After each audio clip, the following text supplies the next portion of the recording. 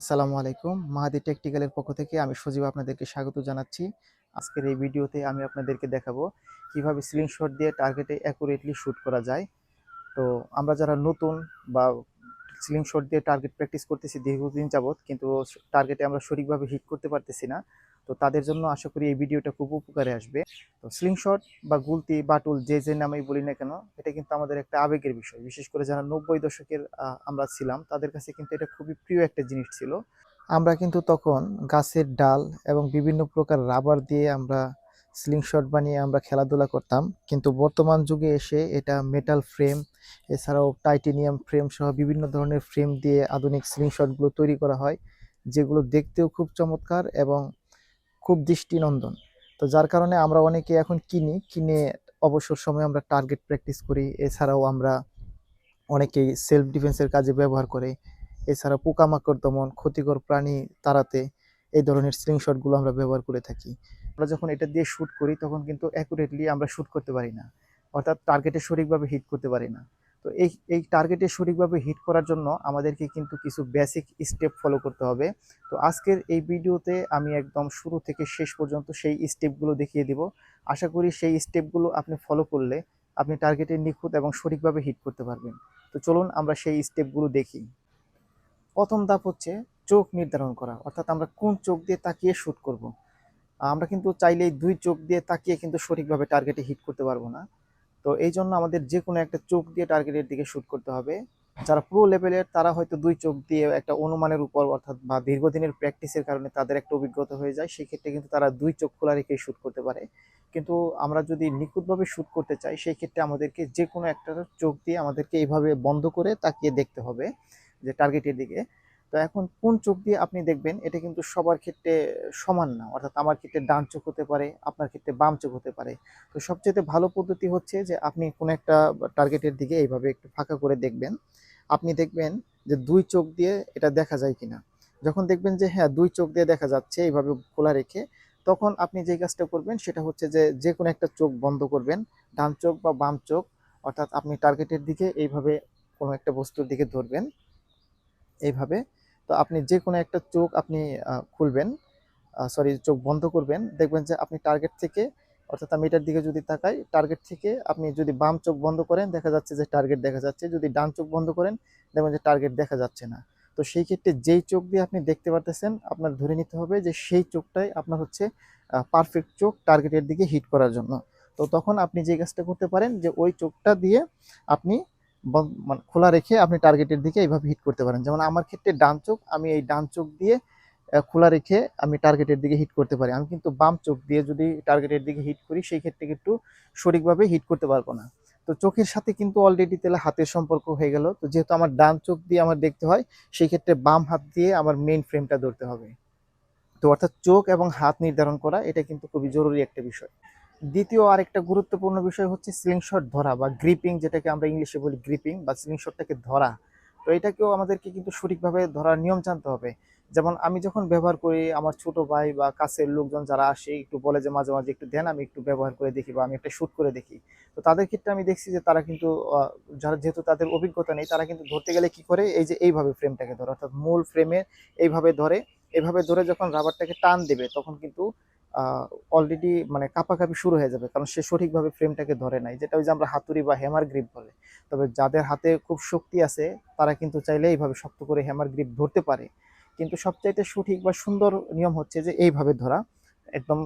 তার স্লিং শটটাকে এমনভাবে ধরা হবে, স্লিং শটটা আর সহজে নড়তে পারবে না।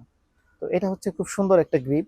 তো আমি সহ অনেক অভিজ্ঞ শুটারদেরকে আমি দেখেছি যে তারা স্লিং শটটাকে ঠিক সুন্দর এইভাবে ধরে, যেটাকে পিঞ্চ গ্রিপ বলা হয়। যে এইভাবে একদম চাপ দিয়ে ধরে স্লিং শটটাকে ধরা হয়, সেই ক্ষেত্রে স্লিং শটটা সহজে আর কাঁপাকাঁপি করে না। এরপর আরেকটা গুরুত্বপূর্ণ বিষয় হচ্ছে স্লিং শটের অ্যাঙ্গেল। অ্যাঙ্গেলটা কি? অ্যাঙ্গেল হচ্ছে ডিগ্রি, বা কিভাবে স্লিং শটটাকে কোন অ্যাঙ্গেলে শুট করব বা ফ্রেমটাকে কিভাবে ধরবো, সেটা হচ্ছে যে অ্যাঙ্গেল বা ডিগ্রি। তো আসলে আমরা যখন ছোটবেলায়, অর্থাৎ ৯০ দশকে যখন আমরা ব্যবহার করছি, তখন কিন্তু আমরা এত টার্গেটকে মানে দেখে নিখুঁতভাবে শুট করি না, আমরা জাস্ট অনুমানের উপর একটা শুট করেছি। কারণ আমাদের ফ্রেমগুলো ছিল নিজেদের হাতে বানানো। তো সেই ক্ষেত্রে আমরা হয়তো কোনোভাবে অনুমানের উপর মারছি, আমাদের টার্গেটটাতে সঠিকভাবে লাগছে। কিন্তু আধুনিক যুগে এসে কিন্তু চাইনিজ বা বিভিন্ন দেশে একদম খুব নিখুঁতভাবে স্লিংশটটাকে তৈরি করা হয়।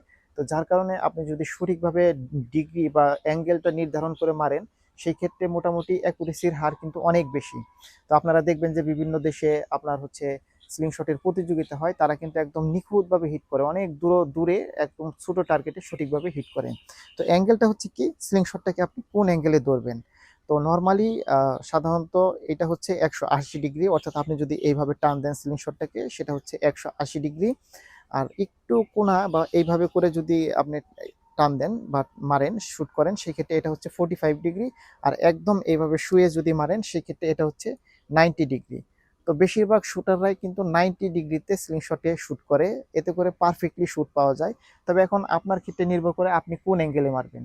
এখানে আপনার জন্য যেই অ্যাঙ্গেলটা ভালো, সেই অ্যাঙ্গেলটাতে আপনি শুট করে দেখতে পারেন। অ্যাঙ্কর পয়েন্ট, স্লিংশটের আরেকটা গুরুত্বপূর্ণ বিষয় হচ্ছে অ্যাঙ্কর পয়েন্ট। এই অ্যাঙ্কর পয়েন্টটা হচ্ছে কি, যেইখানে রেখে আপনি মানে অর্থাৎ আপনার পাউচটাকে আপনি এইভাবে যখন টান দিবেন, তখন আপনি কোন জায়গায় এনে ধরবেন, সেটা হচ্ছে আপনার অ্যাঙ্কর পয়েন্ট। তো এখানে অনেকেই দেখি ইউটিউবে বলে যে অ্যাঙ্কর পয়েন্ট এই জায়গায়, এই জায়গায়, এই জায়গায়, এই জায়গায়। এটা আসলে নির্ভর করে ব্যক্তির উপর। অর্থাৎ আমার অ্যাঙ্কর পয়েন্ট হতে পারে এইখানে, আরেকজনের অ্যাঙ্কর পয়েন্ট এইখানে হতে পারে, আপনার অ্যাঙ্কর পয়েন্ট এখানে আসতে পারে।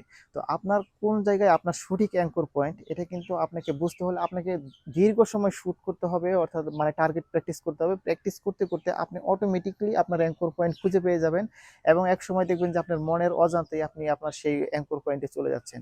তো এই জন্য আমি বললাম যে আমার অ্যাঙ্কর পয়েন্ট এই জায়গায়, আপনি এখান থেকে প্র্যাকটিস করলেন, দেখবেন যে আপনার লাগতেছে না। বা আরেকজন বললো অ্যাঙ্কর পয়েন্ট এই জায়গায়, আপনি তারটা দেখে ফলো করে এখানে মারতেছেন, দেখতেছেন যে লাগতেছে না, কিন্তু আপনার সঠিক অ্যাঙ্কর পয়েন্ট হতে পারে এখানে কিংবা এখানে। এটা ব্যক্তি বিশেষের উপর নির্ভর করে। তো আপনি দীর্ঘ সময় প্র্যাকটিস করতে করতে আপনি অটোমেটিকলি আপনার অ্যাঙ্কর পয়েন্টটা খুঁজে পেয়ে যাবেন। এইমিং পয়েন্ট খুব গুরুত্বপূর্ণ আরেকটা বিষয়। কারণ হচ্ছে আপনি যখন অ্যাঙ্কর পয়েন্টে নিয়ে আসবেন, তো তখন কিন্তু আপনাকে একটা নির্দিষ্ট ফ্রেমের একটা নির্দিষ্ট জায়গায় লক্ষ্য করে আপনাকে শুট করতে হবে। যেহেতু আধুনিক যুগের এই স্লিংশটগুলো খুব অ্যাকুরেট মাপের হয়, তো সেই কারণে আপনি যদি ফ্রেমে অর্থাৎ একটা নির্দিষ্ট স্থানে তাকিয়ে আপনি যদি শুট করেন, সেক্ষেত্রে কিন্তু টার্গেটে অবশ্যই আপনি হিট করতে পারবেন। তো আপনাকে যে জিনিসটা করতে হবে, আপনার ফ্রেমের একটা নির্দিষ্ট জায়গাতে হচ্ছে এইমিং পয়েন্ট থাকে। তো আপনাকে সেই পয়েন্টটা খুঁজে বের করতে হবে নিজেই। তো আপনি যখন অ্যাঙ্কর পয়েন্টে নিয়ে আসবেন, তখন আপনার এইমিং পয়েন্টটা কোথায় হবে? এইমিং পয়েন্টটা সাধারণত আপনার ফ্রেমের একটা নির্দিষ্ট জায়গাতে হবে। অর্থাৎ আপনি যখন নিয়ে আসবেন, তখন আপনার এই যে ফ্রেমের যে জায়গাটা আছে, এইখানটাতে হচ্ছে আপনার এইমিং পয়েন্ট। তো আপনি দূরত্বর উপর নির্ভর করে আপনার হচ্ছে এইমিং পয়েন্টটা পরিবর্তন হবে। তবে একটা জিনিস অবশ্যই মনে রাখতে হবে, মাথায় রাখতে হবে, সেটা হচ্ছে যে যত টিপস বা ট্রিক্সই ফলো করা হোক না কেন, প্র্যাকটিসের বাইরে কোনো সুযোগ নেই। আপনাকে অবশ্যই দীর্ঘ সময় প্র্যাকটিস করতে হবে। আপনি যদি নতুন হয়ে থাকেন, তাহলে আপনাকে অবশ্যই প্র্যাকটিস করতে হবে। এরপর হচ্ছে পাউস ধরা। আমরা জানি যে সিলিং শটের এই জিনিসটাকে বলা হয় পাউস, অর্থাৎ যেটার মধ্যে আমরা সিলিং শটের বলগুলো লুট করি, সেটা হচ্ছে পাউস। তো এই পাউসটাকে আমাদের কিন্তু ধরতে গেলে একদম সুন্দর পারফেক্টলি ভাবে ধরতে হবে, অর্থাৎ সঠিক একটা অ্যালাইনমেন্ট থাকতে হবে। আমি একটু কাছে নিয়ে দেখাচ্ছি। দেখা যাচ্ছে যে আপনি পাউসটাকে আপনি এইভাবে ধরলেন, অর্থাৎ সমানভাবে ভাগ না করে আপনি এইরকম ধরলেন, এরকম ধরলেন, অথবা এটাতে এরকম ভাবে ধরলেন, এরকম ভাবে ধরলেন, এরকম ধরলেন। সেক্ষেত্রে কিন্তু আপনি সঠিকভাবে শুট করতে পারবেন না। আপনাকে পাউচটা কিন্তু একদম সঠিক, একদম নিখুঁত এইভাবে সমান সমান ধরতে হবে। তো সেই ক্ষেত্রে আপনি কিন্তু সঠিকভাবে আপনার বল বা যেটা দিয়ে আপনি শুট করেন না কেন, সেটা কিন্তু সঠিকভাবে লুট করতে পারবেন, এবং টার্গেটে হিট করলে সঠিকভাবে লাগবে। এরপর হচ্ছে আপনি পাউচে কিভাবে স্লিংশটের বল বা আপনি যেটা দিয়ে শুট করেন, সেটা কিভাবে লুট করবেন। আপনি যেই বল, স্টিলের বল বা সিরামিক বল, যেই বলটা দিয়েই আপনি শুট করেন না কেন, সেই বলটা নিবেন, নিয়ে একদম পাউচের ঠিক মাঝ বরাবর আপনি রেখে শুট করবেন। অর্থাৎ পাউচটাকে আপনার সঠিকভাবে ধরতে হবে। আর আরেকটা বিষয় হচ্ছে গ্রিপিং দ্য পাউচ, অর্থাৎ আপনি পাউচটাকে আপনি কিভাবে ধরবেন, গ্রিপ করবেন। এটা অনেকে এইভাবে ধরতে পারে, কলমের মতো, বা এইভাবে ধরতে পারে। তো সেক্ষেত্রে কিন্তু আপনার সেটা সঠিকভাবে আপনার লোড নাও হতে পারে, অর্থাৎ সঠিকভাবে আপনি শুট করার ক্ষেত্রে আপনি সঠিকভাবে নাও ছাড়তে পারেন, কিংবা আপনার হাতে নাও থাকতে পারে। তো সবচেয়ে আমি যেটা দেখছি যে বেস্ট অনেকেই ধরে, সেটা হচ্ছে যে আপনার সিলিং শটটার পাউচটাকে আপনি জাস্ট এইভাবে একদম চাপ দিয়ে ঠিক দুই হাতের মাঝ বরাবর ঠিক এইখানটাতে আপনি চাপ দিয়ে ধরে রাখবেন। তো সেই ক্ষেত্রে আপনি কিন্তু সঠিকভাবে টানতে পারবেন এবং ছেড়ে দিতে পারবেন। এবং প্রথম আপনারা যখন ব্যবহার করবেন সেই ক্ষেত্রে কিন্তু আপনাদের হাতে ব্যথা হয়ে যেতে পারে, কারণ যেহেতু আপনি নতুন।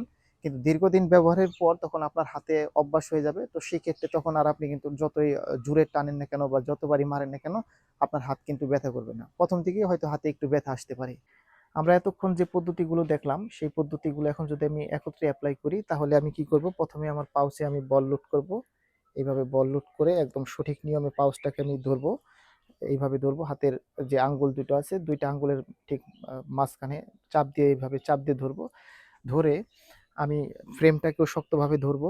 মেইন ফ্রেমটাকে ধরে আমি টার্গেটের দিকে আমার এইমিং পয়েন্ট নিব এবং রাবারটাকে টান দিয়ে আমার ঠিক অ্যাঙ্কর পয়েন্টে নিয়ে আসবো। এই ক্ষেত্রে আমার খেয়াল রাখতে হবে আমার রাবারের অ্যালাইনমেন্ট, এবং যাতে আমার এইমিং পয়েন্ট এবং অ্যাঙ্কর পয়েন্ট বরাবর থাকে, অর্থাৎ রাবার যাতে এদিকে না সরে। তারপর পারফেক্টলি মেলার পর আমি টার্গেটের দিকে মিলিয়ে আমি টার্গেটকে শ্যুট করব। তো এখন আমি শ্যুট করতেছি না, আমি লাইভ একটা শ্যুট করে আপনাদেরকে এখন দেখাবো। আপনার এইমিং পয়েন্টটা কিন্তু ওই বোতলের দিকে রাখতে হবে।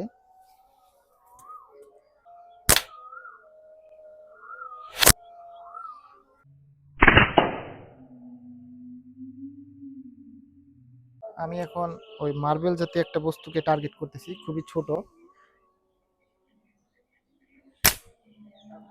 একদম সঠিকভাবে হিট লাগছে।